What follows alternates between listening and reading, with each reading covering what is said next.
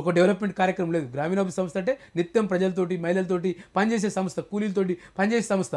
అటువంటి సంస్థకు ఒక ప్రజా వ్యతిరేక అధికారుడు ఆ బీహార్కి చెందిన ఒక ఆయన సుల్తాన్ అని చెప్పి సుల్తానీ సప్పేరు ఆయన పచ్చి ఒక ప్రజా వ్యతిరేకి, గ్రామీణ అభివృద్ధి వ్యతిరేకి. ఆయన ఇంకా కొనసాగిస్తున్నారు. నవీన్ మిట్టల్ అంటే ఒక అవినీతి పరుడు.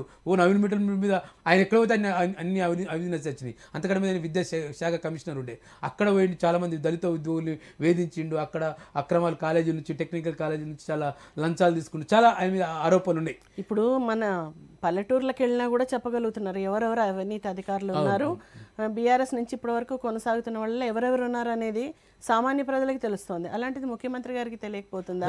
ఇంకా అసలు కొనసాగించడానికి గల కారణాలు ఏంటంటారు? అంటే ముఖ్యమంత్రి పార్టీ ప్రకటించింది గత ఎన్నికల కంటే ముందు పోయేటప్పుడు కాంగ్రెస్ పార్టీ ఏం చెప్పింది, అవినీతి అధికారులను మేము మారుస్తాము, జవాబుదారితనం పెంపొందిస్తామని చెప్పిండు. మళ్ళీ ఎందుకు కొనసాగిస్తారో వాళ్ళే తీర్చుకోలే. వెంటనే నవీన్ మిట్టల్ గారు లాంటి అనేక మంది ఆఫీసర్స్, సుల్తానియా లాంటి వాళ్ళు ప్రజా వ్యతిరేక ఆఫీసర్లను నువ్వు లూప్ లైన్కి పంపి ఇది సిసిఎల్ అంటే ఒక పెద్ద తెలంగాణకు గుండెకాయ లాంటిది. అంటే భూమి సమస్యలు గ్రామీణ ప్రాంతంలో పరిష్కరించే ఒక సంస్థ, అది భూ రికార్డు భూ పరిపాలన చేసే సంస్థ. అటువంటి సంస్థకు ఒక దొంగను పెట్టి ఆ దొంగకి ఇంకో కమిటీ నివేదిక అప్పచెప్తే ఆయన ఎటువంటి రిక్వైర్మెంట్లు చేస్తారో తెలియదు. రెండోది, ఇప్పుడు ధరణిలో అనేక లోపాలని, రకరకాల లోపాలని, మొత్తం పేద ప్రజల భూములు కనిపించకుండా పోతున్నాయి. ఎంత అన్యాయం అంటే ధరణి పేరుతోటి పేద ప్రజలు వారసత్వంగా వచ్చే భూమిని ఫ్రీగా మార్చుకునే ఉండే. కేసీఆర్ వచ్చి దానికి ఫీజు పెట్టిండు. ఏమనంటే రెవెన్యూ శాఖ దగ్గర డబ్బులు లేవు, డబ్బులు జమ చేసుకోవడానికి. అంటే పేదల దిక్కులు చేసారు. వారసత్వం ఎవరు మార్చుకుంటారు? పేద ప్రజలు మార్చుకుంటారు. భూస్వాములు ఎప్పుడు మార్చుకోరు, వాళ్ళు కొనుగోలు చేస్తారు, రకరకాలు చేస్తారు. కాబట్టి ఒక మొత్తం తెలంగాణలో భూమి లేని, భూ సమస్యలు లేని, భూ హక్కుల సమస్యలు లేని ఒక భూ పరిపాలన వ్యవస్థ రావాలి ఇవాళ. కాబట్టి మీరు వెంటనే 6 చట్టం మార్చండి, కొత్త చట్టం తీసుకురండి, మొత్తం ధరణి పోర్టల్ రద్దు చేయండి. మీరు భూమాత పెట్టిన పర్వాలేదు, ఏ మాతన పెట్టుకోండి, కానీ ఆ నిర్వహణ ప్రభుత్వం చేయాలి. ఆ నిర్వహణ, భూ పరిపాలన వ్యవస్థ మొత్తం నిర్వహణ విదేశీ కంపెనీలకు, ప్రైవేట్ కంపెనీలకు అప్పచెప్పకుండా గత ప్రభుత్వంలాగా మొత్తం ఒక భూ పరిపాలన వ్యవస్థను ప్రభుత్వం నడపాలి. ఇక్కడ ప్రభుత్వ యంత్రాంగం ఉంది, తిరిగి వీఆర్ఏలు తీసుకురండి, వీఆర్ఏ వ్యవస్థను తీసుకురండి. అట్లా మొత్తం ఒక అప్పీల్ చేసుకునే పరిస్థితి. నాకేమైనా భూమి సమస్య ఉంటే నేను వీఆర్ఓ కాగితం రాసిస్తే, ఇంతకుముందు ఏం చెప్తారు పెద్దలు, నీకు చదువు రాకపోతే అక్కడ వీఆర్ఓను రాసిస్తాడు, దరఖాస్తు రాసిస్తాడు, ఆయనే పరిష్కరిస్తాడు, ఆయనే కంప్యూటర్లో ఎంపిక చేస్తాడు. ఇప్పుడు ఆ వ్యవస్థ లేదు. తహసీల్దార్ దగ్గరికి పోతే ఒక 10 రోజులు పరిష్కరించాలి, అది లేదు. ఆ వ్యవస్థ ముందు తీసుకురండి. అది తీసుకొస్తామని చెప్పి ముఖ్యమంత్రి గారు చెప్పారు. ఇవాళ పత్రికలలో, మీడియాలో రిపోర్ట్ అయింది. ఇవాళ దానికి కట్టుబడి ఉండి వెంటనే ఇటువంటి వ్యవస్థ, అంటే ఒక రైతు ఒక కార్యాలయానికి వచ్చిందంటే ఆయన చాలా పని కూడా వస్తాడు. ఆయనకు ఇంటికి ఆ వ్యవసాయము ప్రాణమైనకు, ఆ భూతల్లి ఆ మట్టితో కలిసి జీవిస్తాడు. ఆయన ఒక్కొక్కసారి దాన్ని ఇచ్చిపెట్టి ఉండలేడు. ఆయన నీ ఎంఆర్ఓ ఆఫీస్కు, నీ తహసీల్దార్ ఆఫీస్కు ఎన్ని రోజులు తిరగాల రైతు? కాబట్టి నేను దరఖాస్తు చేసుకుంటే వెంటనే పరిష్కారం చేసే వ్యవస్థ కావాలి. కాబట్టి ఆ వ్యవస్థను ముందు తీసుకురండి. ఆ కొత్త చట్టం ఇప్పుడు సమావేశాలు లేకపోవచ్చు. ఆర్డినెన్స్ రూపంలో తీసుకురండి చట్టం ఫస్ట్, తర్వాత మీరు అసెంబ్లీ చట్టంలో ఆమోదించుకోండి అసెంబ్లీ మొత్తం చట్ట సమావేశం జరిగేటప్పుడు. కాబట్టి మొత్తం ఇమీడియట్గా యుద్ధ ప్రాతిపదికన 6 చట్టం తీసుకురండి, భూమి సమస్య పరిష్కరించండి, వారసత్వానికి ఫీజు తీసేయండి.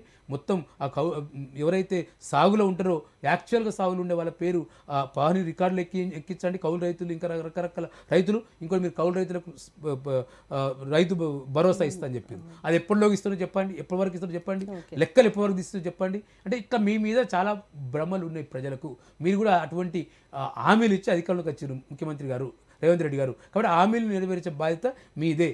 మేము కోరుతున్నాం ఏంటంటే, పార్లమెంట్ ఎన్నికల కంటే ముందే మీ మొత్తం 100 రోజుల్లో మీరు ఇవన్నీ పరిష్కరిస్తామని చెప్పి 100 రోజులు దగ్గరికి వస్తుంది మీ పరిపాలనకు. కాబట్టి పార్లమెంట్ ఎన్నికల ముందు చేస్తే మీకు కూడా ఓటు వేస్తారు. లేకపోతే కేసీఆర్ కొట్టిన పోతే ఇవాళ రేవంత్ రెడ్డి కూడా ఇక్కడ ప్రజలు చూస్తారు. పెద్ద ప్రజలు చాలా చైతన్యవంతులు, ఇంతకుముందు చెప్పినట్టు. ఓకే, సో చివరిగా చెప్పండి, ఇప్పుడు 2020లో ఏదైతే చట్టాలు ఉన్నాయో వాటిని ఇప్పుడు ఏమైనా మార్పులు చేయాల్సిన అవసరం ఉందా?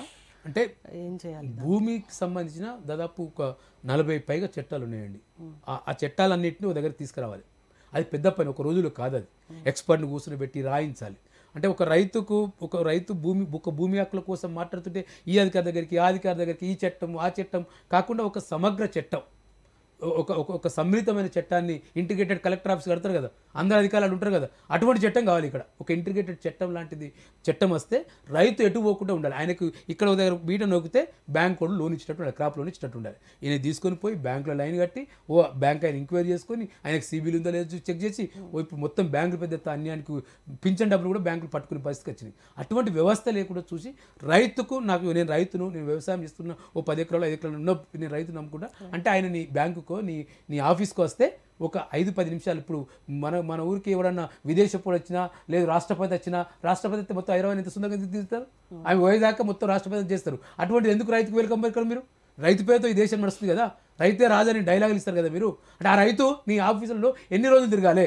నీ అధికారులతో చివాట్లు పెట్టుకుంటాడు, ఆ టెండర్ లోపలికి కొనియాడు, పోవా అంటాడు. కానీ నాయుడు కూడా తెలంగాణ పోతే ఆ టెండర్ లోపలికి పంపిస్తుంది తహసీల్దార్ దగ్గరికి. మరి ఆ తహసీల్దార్ కూడా చూసి ఆ సీసీ కెమెరా కూడా వేయాలి రేపు.